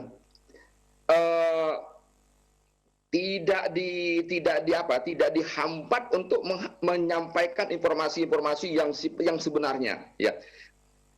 Untuk apa? Untuk menjadi gawang tadi ya. Kalau media mainstream ini tidak memberitakan ya, maka masyarakat menganggap benar ya apa yang selama ini beredar di media sosial. Nah, demikian. Terima kasih, Pak Natal. Ya, terima kasih Bang Aja terkait nanti tentang peran media mainstream yang ternyata harus ditahan ya dalam tanda kutip untuk memberitakan hal-hal krusial, sehingga channel yang dipakai masyarakat untuk mendapatkan informasi melalui media-media non mainstream yang terkadang di luar dari kode etik siaran ya dalam pemberitaan dan sebagainya, dan bahkan berita-berita hoax juga bisa tanpa saringan, apalagi kalau masyarakat mengkonsumsi apa adanya, dan ini menjadi permasalahan sulit tersendiri yang kita hadapi. Timbul permasalahan-permasalahan baru di luar dari masalah-masalah yang sedang dihadapi terkait tentang pandemi, apalagi membangun optimisme bisnis pariwisata dalam hal safety, health and security, sehingga kepercayaan masyarakat bisa hilang dalam sekejap. Mungkin kita bisa minta tanggapan dari Pak Andala terkait tentang peran media mainstream terkait membangun optimisme dunia pariwisata di saat pandemi, dan potensi di Lampung tadi disampaikan oleh Ibu Dia tentang potensi branding gajah ya. Dan juga sejauh ini kita juga Universitas Bandar Lampung membina namanya desa wisata. Jadi ada desa, memang kebudayaan desa itu menjadi objek tersendiri, sehingga branding desa wisata bisa menjadi hal tersendiri untuk dijual dalam tanda petik, sehingga masyarakat bisa mendapatkan kesenangan, kenyamanan berkunjung ke desa dan menjadi objek wisata tersendiri di Provinsi Lampung. Kami silakan Pak Andala. Baik, terima kasih Pak Santo atas kesempatannya. Jadi bicara pandemik ini memang luar biasa, Pak Santo, sangat menarik dan tidak selesai-selesai ya, Bang Aceh ya. Jadi saya kalau bicara tentang bagaimana kita membangkitkan ekonomi khususnya pariwisata, benar yang dikatakan oleh para narasumber tadi, ini bukan kerjaan satu atau dua orang pihak, tapi kerjaan semua. Harus bergotong royong secara bersama-sama dengan kesadaran, tanggung jawab, serta komitmen. Memang peran pemerintah ini sangat penting ya, khususnya dalam hal menerapkan aturan-aturan. Tapi memang kenyataannya di lapangan ini agak susah untuk diterapkan ya. Seperti contoh yang sederhana tadi Bang Aceh juga sudah sebutkan bahwa aturan untuk rapid test itu harus bagi semua penumpang pesawat, tapi ternyata banyak juga tawaran-tawaran yang memudahkan untuk bisa mendapatkan lulus rapid test ya, dan ini juga sangat membahayakan kita semua ya. Tapi bagi beberapa orang ya, ini kan daripada saya disuntik nanti malah ketahuan reaktif, malah nggak boleh terbang jadi masalah baru lagi ya. Nah, jadi hal seperti ini memang butuh kesadaran semua pihak ya, masyarakat juga ya, dan yang paling penting memang yang berkepentingan di situ. Ya benar tadi yang diutarakan oleh Bu Tina juga, bahwa ya mau tidak mau si pelaku wisatanya, ya pelaku wisatanya banyak sekali, bukan cuma tempat wisata ya, saya pikir tadi ya ada hotel, restoran, termasuk juga tempat souvenir ya, kemudian juga termasuk warung-warung, tempat jajan, itu juga berkaitan dengan wisata. Ya mereka lah yang seharusnya juga ikut menyadarkan masyarakat yang ingin melakukan transaksi wisata dengan mereka ya. Saya sendiri juga sudah melihat ya, saya kemarin ke kampung-kampung, ke Kalianda, kemudian ke Sawaran, bahkan ke Tulang Bawang, itu sudah cukup sadar saya pikir masyarakat ya, di warung-warung itu, di depan warung, di tempat masuk wisata-wisata di daerah-daerah itu mereka sudah mulai menyiapkan ya tempat cuci tangan, kemudian harus diberi desinfektan. Cuma memang ada yang beberapa yang kurang, seperti misalnya mengukur suhu tubuh ya. Nah, ini yang belum diterapkan secara strict ya. Memang harusnya semua melakukan sudah disiapkan fasilitasnya, infrastrukturnya untuk mendukung protokol COVID, tapi tidak diterapkan. Nah, ini kelemahannya, dan masyarakat juga kurang sadar gitu loh ya. Beberapa tempat saya lihat sudah cukup strict, mereka mewajibkan harus cuci tangan, ukur suhu tubuh baru boleh masuk ya. Paling tidak kita meminimalisir ya orang-orang yang diindikasikan ya membawa virus tersebut ya.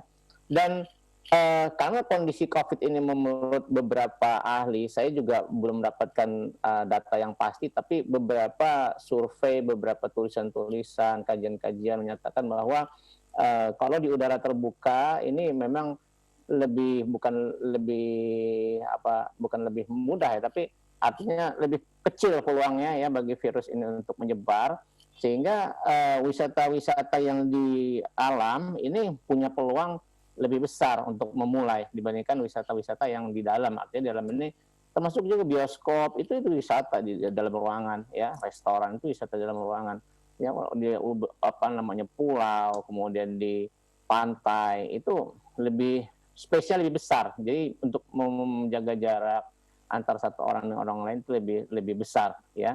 Dan khusus untuk Lampung, saya melihatnya peluangnya cukup terbuka. Pertama karena kita sudah punya jalan tol yang menghubungkan mulai dari Sumatera Selatan sampai ke Bakauheni. Dan ini bagi beberapa orang, bagi masyarakat ya, jalan darat ini merupakan salah satu pilihan yang paling safety. Karena masyarakat ini prioritas utama adalah safety, ya, keselamatan. Keselamatan dalam ini keselamatan terhindar dari COVID itu tadi, ya. Jadi bahkan sekarang karena di Lampung nyebrang ke Merak ini sudah ada eksekutif dermaga eksekutif. Nah, ini membuat orang jadi lebih mudah untuk datang kemari, ya. Ini peluang, ya. Dan kemudian dari arah Sumatera Selatan pun juga sudah ada jalan tol. Nah, orang ke sini semua. Tapi memang yang harus diperhatikan adalah manajemen pariwisatanya. Ini yang belum disentuh, ya. Masih dibiarkan katakanlah masyarakat menjalankannya sendiri. Peran pemerintah belum begitu ketara, ya. Sebagai contoh saja misalnya kalau di Lampung ini yang lagi berkembang pesatnya adalah di daerah Sawaran. Sawaran itu udah keburu jadi, sekarang baru mencoba bagaimana membenahinya. Ini sudah katakanlah sudah telat, ya. Jadi dalam artian begini, salah satu contohnya saja jalan ke arah sana, ke arah Sawaran itu sangat kecil sekali. Sehingga kalau mobil yang membawa wisatawan dalam jumlah yang banyak, itu langsung terjadi kemacetan, ya. Kemudian juga tidak ada manajemen dalam hal berapa banyak orang yang harus bisa diterima di sana. Ini juga karena kemarin mereka mengalami penutupan, sehingga mereka mencoba untuk mengembalikannya sehingga tidak membatasi jumlah orang yang masuk. Nah, ini juga akhirnya ada resiko lagi akhirnya di situ, ya. Jadi ini peran pemerintah juga sangat penting, ya, untuk mengatur itu, ya. Kemudian kalau dilihat bahwa Lampung ini sebenarnya bukan cuma Sawaran, banyak sekali di Lampung Barat ada, di Lampung Tengah ada, di Lampung Timur ada, di hampir setiap kabupaten kota punya atraksi masing-masing. Tinggal bagaimana membuat ikon, ya, karena ikon dari daerah wisatanya masing-masing.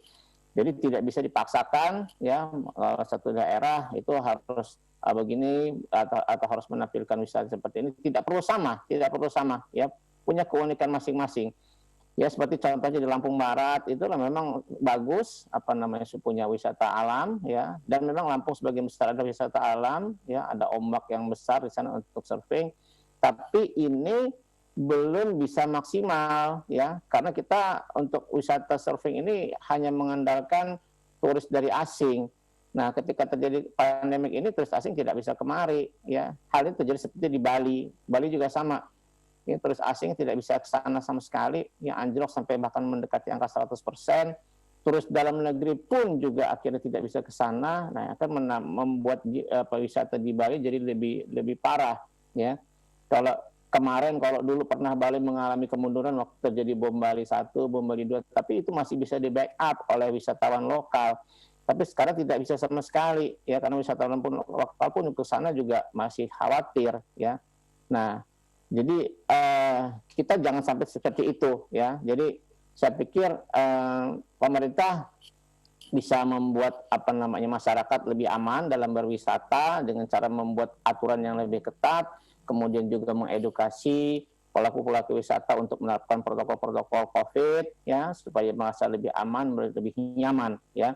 Dan kita juga di UBL juga tadi Pak Santo benar bilang kita punya desa wisata, ya, dan ini kemarin sempat booming, tapi karena COVID orang takut, bahkan ke desa pun takut. Sebenarnya kalau di desa itu lebih mudah ngontrolnya karena orangnya ketahuan. Ya, siapa-siapa yang ada di situ penduduknya ketahuan, ya. Kalau ada orang baru tinggal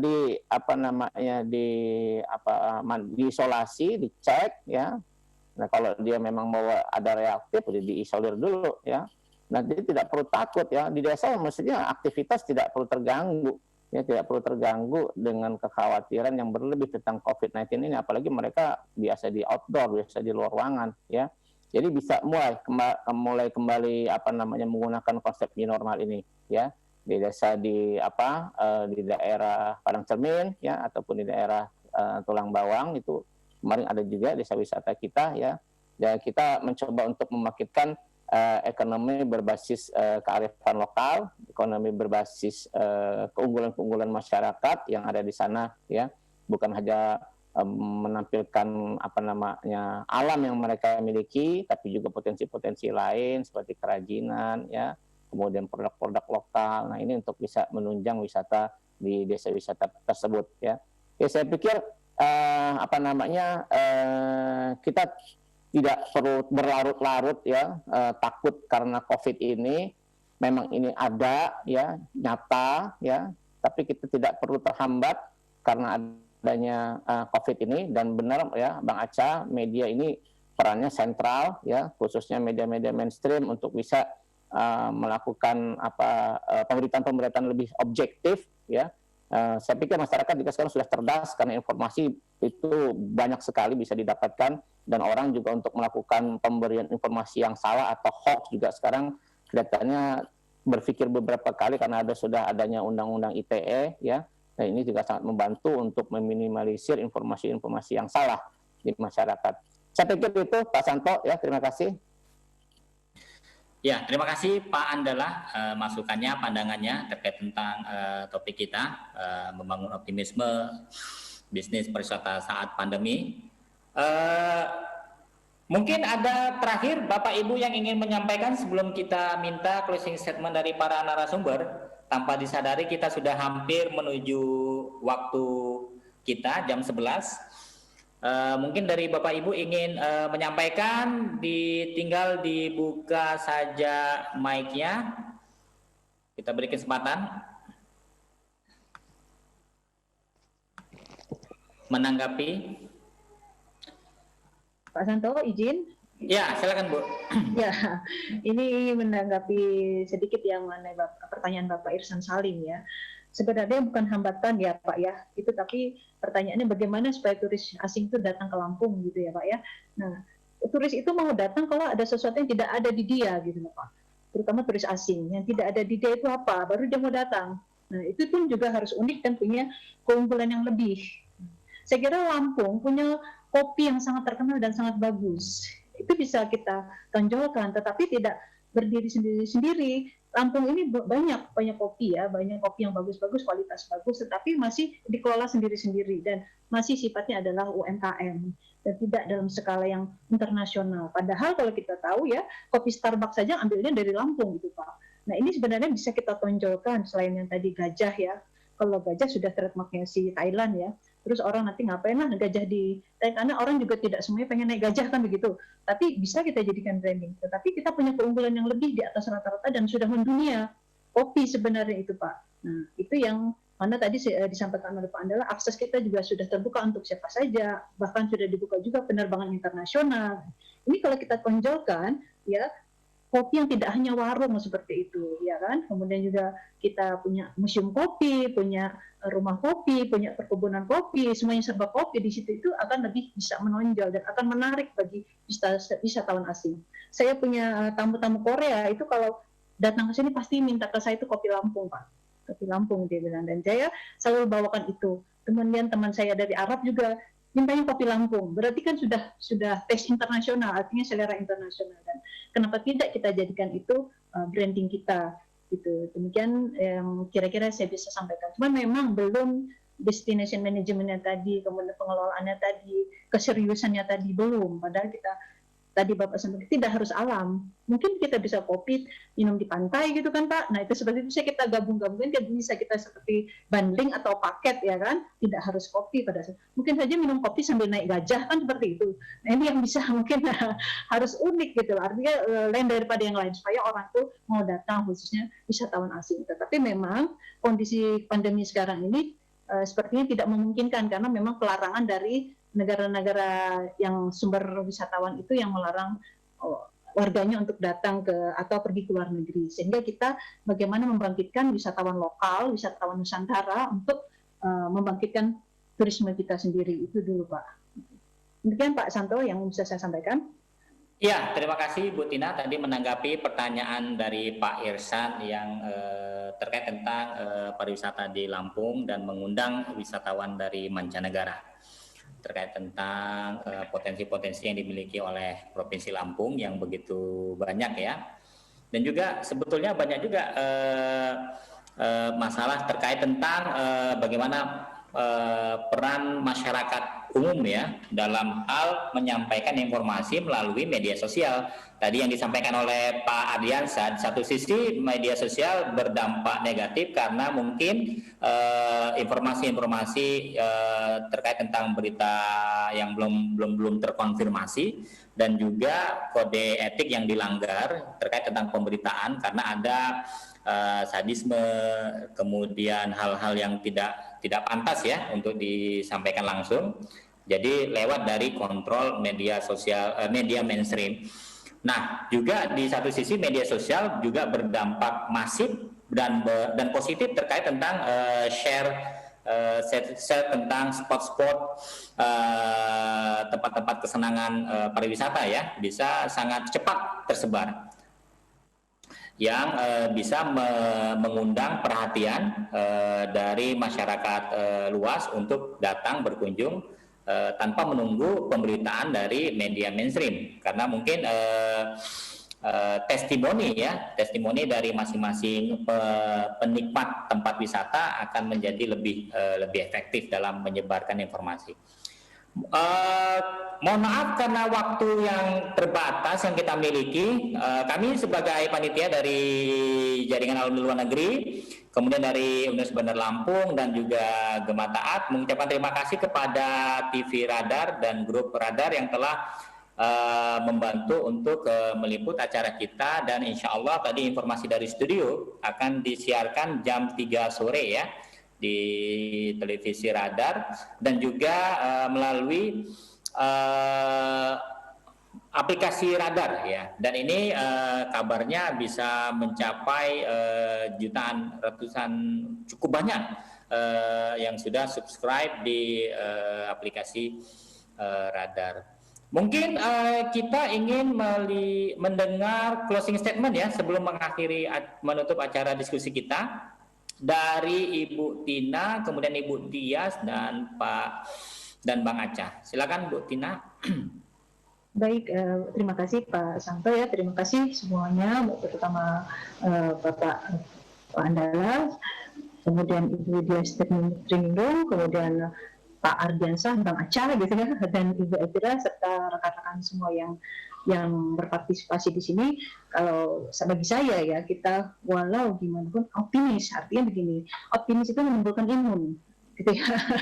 Kalau kita optimis, kita menimbulkan imun karena kita harus hidup gitu ya. Dan ini menimbulkan saya, kita ajaklah optimisme kita itu ya kan, bahwa kita punya potensi, kita bisa mengembangkan diri, kita bisa mengajak bersama-sama. Dan saya senang sekali ada webinar kali ini, kita bisa sharing ya, dan mungkin mohon maaf apabila ada ya kata-kata yang salah yang saya sampaikan, dan saya ucapkan terima kasih sekali lagi. Assalamualaikum warahmatullahi wabarakatuh. Terima kasih Pak. Ya, kemudian ke Bu Dias, silakan Bu. Ya, terima kasih atas kesempatan yang sudah diberikan kepada saya untuk bergabung di acara ini.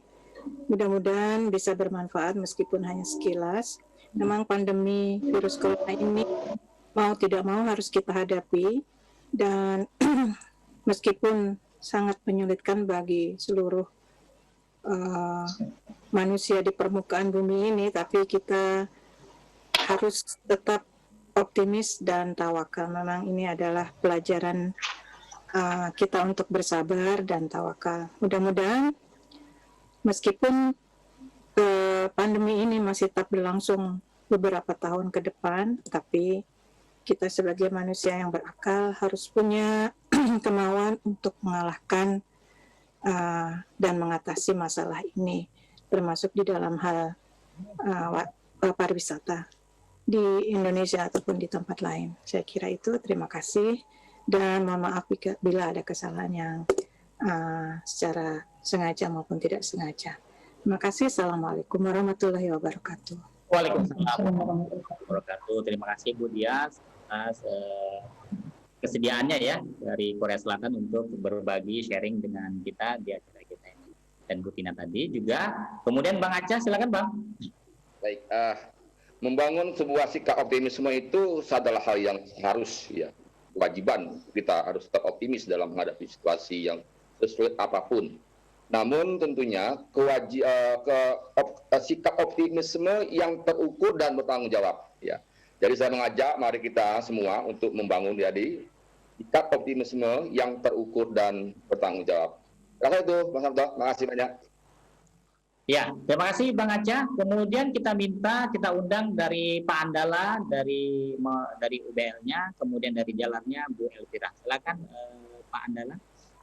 Baik, terima kasih Pak Santo. Ya, saya pikir sekarang dengan eranya normal, ya kita terapkan di semua sisi kehidupan, ya supaya kita bisa bangkit menghadapi COVID-19 ini, karena kita tidak tahu ini kapan akan selesai dan kita tidak bisa diam saja ya menunggu takdir katakanlah sampai dengan tidak waktu yang tidak jelas ya. Jadi marilah kita sama-sama bangkit bergotong royong ya untuk bisa kembali dengan kehidupan kita dengan konsep yang normal. Terima kasih Pak Santo. Terima kasih Pak Andala. Kemudian dari Jalar Bu Elvira. Terima kasih atas acara yang sangat menarik ini. Diskusinya juga cukup menarik. Kalau kita bicara pandemi ini memang tidak akan ada habisnya. Saya hanya ingin menyampaikan seperti yang kita ketahui karena saya mendapatkan informasi dari KBRI Seoul, mungkin Bu Dias juga tahu, bahwasannya pemerintah Indonesia akan membuka seluas-luasnya pariwisata sehingga membuka wisatawan asing untuk masuk ke Indonesia segera. Nah, di sini saya tidak tahu apakah ini akan dipandang sebagai prestasi bagi Indonesia karena dikala negara-negara lain membatasi kunjungan internasional, tapi Indonesia justru membuka. Dan mungkin bagi pemerintah itu dianggap bisa dipandang sebagai sebuah prestasi ataupun dipandang sebagai sebuah kesempatan. Tapi kalau kita lihat sendiri, karena kebetulan saya ada beberapa teman yang kemudian mereka itu stuck, nggak bisa kemana-mana gitu. Jadi ada yang stuck di Malaysia, nggak bisa kembali ke Cina, ada yang stuck di Kairo, nggak bisa kembali ke negaranya, dan mereka memilih Indonesia karena memang Indonesia terbuka untuk wisatawan asing. Dan seperti yang kita ketahui, ada juga beberapa teman yang sudah sampai ke Indonesia, warga negara asing, mereka tidak ada yang namanya karantina di Indonesia. Jadi mungkin bagi pelaku usaha ataupun bagi mungkin bisa Bang Aca juga bisa jadi sumber informasi untuk pelaku usaha ataupun pelaku wisata di Indonesia. Kita harus tetap waspada, jangan sampai lengah walaupun ini merupakan pembuka pintu bagi wisata di Indonesia. Terima kasih. Assalamualaikum warahmatullahi wabarakatuh. Waalaikumsalam warahmatullahi wabarakatuh. Terima kasih Ibu Elvira. Baik Bapak Ibu, waktu jualah yang memisahkan kita, dan harapannya dari sini akan muncul bergulir ide-ide baru, ide-ide segar terkait tentang bagaimana membangun optimisme bisnis dunia pariwisata di saat pandemi. Tadi yang disampaikan oleh Bang Aca, artinya kita juga tidak melihat pada sisi kuantitas, tetapi juga sisi kualitas. Mungkin dari satu sisi tidak terlihat begitu ramai seperti sebelumnya, tetapi pada sisi kualitas perputaran rupiah, perputaran devisa melalui bisnis pariwisata ini bisa dilihat menjadi parameter tersendiri. Kemudian yang paling penting membangun dunia pariwisata tetap kita memperhatikan safety, healthy, dan security. Karena walaupun bagaimana, jangan dengan terbukanya, dengan optimismenya bisnis pariwisata, meningkatnya kunjungan wisatawan, malah bisa berdampak pada peningkatan